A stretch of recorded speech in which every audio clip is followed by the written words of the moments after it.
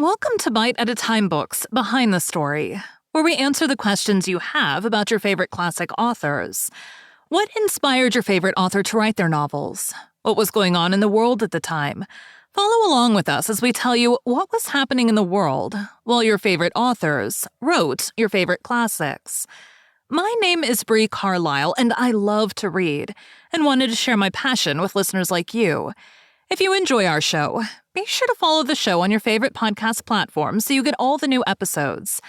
You can find us on all the social medias at Bite at a Time Books or on our website, biteatatimebooksbehindthestory.com, where you can also sign up for our newsletter for more information on who we're talking about and what's coming next for the podcasts. We're part of the Bite at a Time Books Productions Network. If you'd also like to hear a book by the author we are currently featuring, check out the Bite at a Time Books podcast wherever you listen to podcasts. Today we'll be talking about Oscar Wilde's Apprenticeship of an Aesthete, 1880s. Debut in society. After graduation from Oxford, Wilde returned to Dublin, where he met again Florence Malcolm, a childhood sweetheart. She became engaged to Bram Stoker, and they married in 1878. Wilde was disappointed, but stoic. He wrote to Malcolm, remembering the 2 sweet years, the sweetest years of all my youth, during which they had been close. He also stated his intention to return to England, probably for good. This he did in 1878, only briefly visiting Ireland twice after that. Unsure of his next step, Wilde wrote to various acquaintances, inquiring about classics positions at Oxford or Cambridge. The rise of historical criticism was his submission for the Chancellor's Essay Prize of 1879, which, though no longer a student, he was still eligible to enter. Its subject, historical criticism among the ancients, seemed ready-made for Wilde, with both his skill in composition and ancient learning. But he struggled to find his voice in a long, flat, scholarly style. Unusually, no prize was awarded that year. With the last of his inheritance from the sale of his father's houses, he set himself up as a bachelor in London. The 1881 British census listed Wilde as a boarder at 1, now 44, Tite Street, Chelsea, where Frank Miles, a society painter, was the head of the household.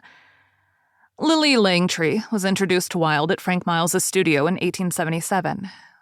The most glamorous woman in England, Langtry assumed great importance to Wilde during his early years in London, and they remained close friends for many years. He tutored her in Latin, and later encouraged her to pursue acting. She wrote in her autobiography that he possessed a remarkably fascinating and compelling personality, and the cleverness of his remarks received added value from his manner of delivering them. Wilde regularly attended the theater, and was especially taken with star actresses such as Ellen Terry and Sarah Bernhardt. In 1880, he completed his first play, Vera, or The Nihilists, a tragic melodrama about Russian nihilism, and distributed privately printed copies to various actresses whom he hoped to interest in its sole female role. A one-off performance in London was advertised in November 1881, with Mrs. Bernard Beer as Vera, but withdrawn by Wilde for what was claimed to be consideration for political feeling in England. He had been publishing lyrics and poems in magazines since entering Trinity College, especially in Kotobos and the Dublin University magazine. In mid-1881, at 27 years old, he published Poems, which collected, revised, and expanded his poems. Though the book sold out its first print run of 750 copies, it was not generally well received by the critics. Punch, for example, said that the poet is Wilde, but his poetry is tame. By a tight vote, the Oxford Union condemned the book for alleged plagiarism. The librarian, who had requested the book for the library, returned the presentation copy to Wilde with a note of apology. Biographer Richard Ellman argues that Wilde's poem, Hélas, was a sincere, though flamboyant attempt to explain the dichotomies the poet saw in himself. One line reads, "To drift with every passion till my soul is a stringed lute on which all winds can play." The book had further printings in 1882. It was bound in a rich enamel parchment cover, embossed with gilt blossom, and printed on handmade Dutch paper.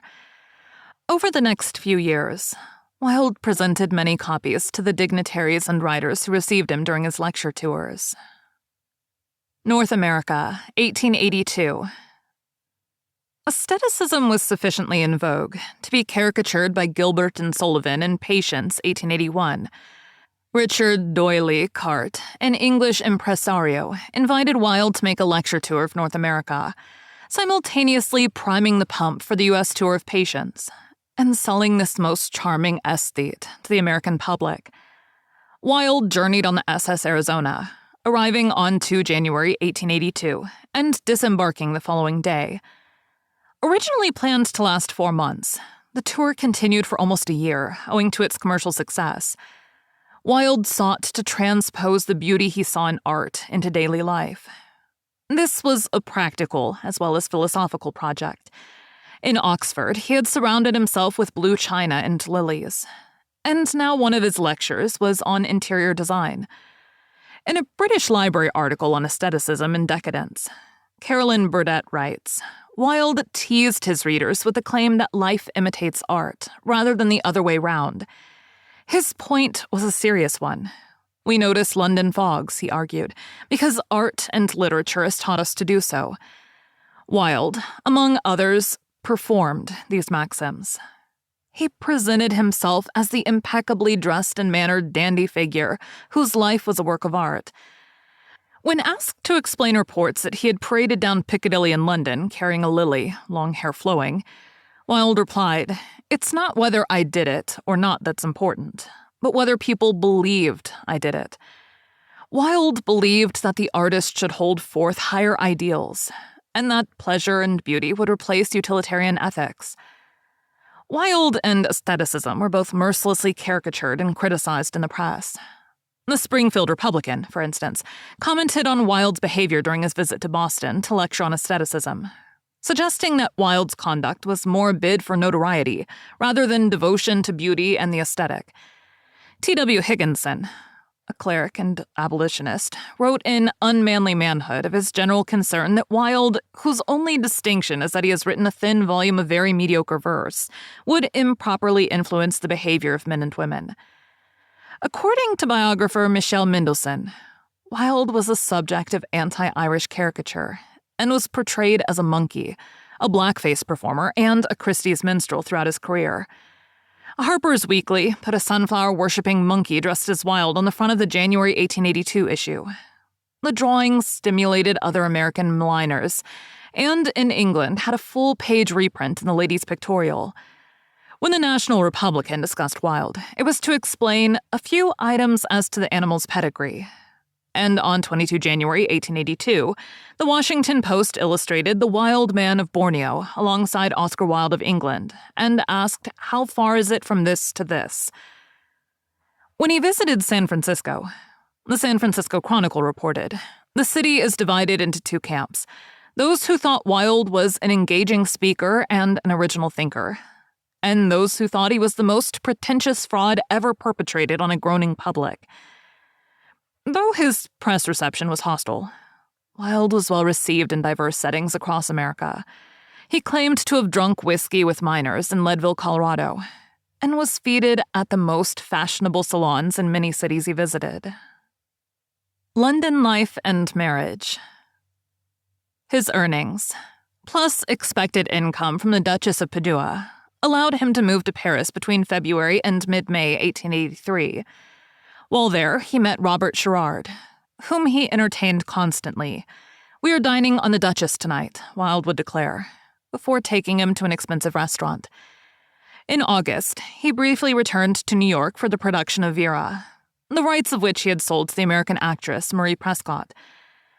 The play was initially well received by the audience, but when the critics wrote lukewarm reviews, attendance fell sharply, and the play closed a week after it had opened.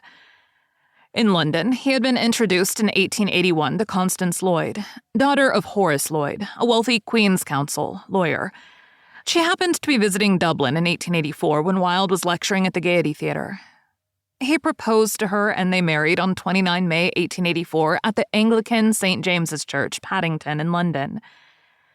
Although Constance had an annual allowance of £250, which was generous for a young woman, equivalent to £32,900 in 2023, the Wildes had relatively luxurious tastes.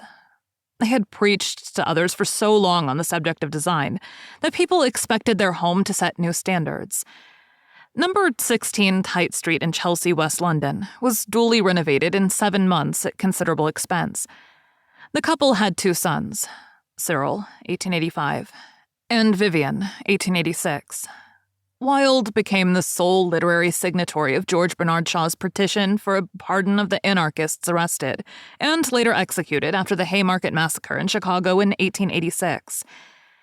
In 1886, while at Oxford, Wilde met Robert Ross. Ross, who had read Wilde's poems before they met, seemed unrestrained by the Victorian prohibition against homosexuality. By Richard Ellman's account, he was a precocious 17-year-old who, so young and yet so knowing, was determined to seduce Wilde. According to Daniel Mendelsohn, Wilde, who had long alluded to Greek love, was initiated into homosexual sex by Ross, while his marriage had begun to unravel after his wife's second pregnancy, which left him physically repelled. Wilde had a number of favorite haunts in London. These included the Café Royal in Piccadilly, Hatchard's Bookstore in Piccadilly, and the department stores Liberty & Co. on Great Marlborough Street and Harrods in Knightsbridge. Wilde was among Harrods' first selected customers who were granted extended credit. Thank you for joining Bite at a Time Books Behind the Story today, while we answered some of the questions you have about one of your favorite classic authors. Again, my name is Bree Carlile, and I hope you join us next time when we answer more questions about one of your favorite classic authors. If you enjoyed our show, be sure to follow us so you get all the new episodes. We would also love for you to drop us a rating on your favorite podcast platform. You can catch us on all the social medias at Bite at a Time Books, or check out our website, biteatatimebooksbehindthestory.com, where you can sign up for our newsletter. Our show is part of the Bite at a Time Books Productions Network. If you would also like to hear a story by the author we are currently featuring, check out the Bite at a Time Books podcast wherever you listen to podcasts, or on biteatatimebooks.com.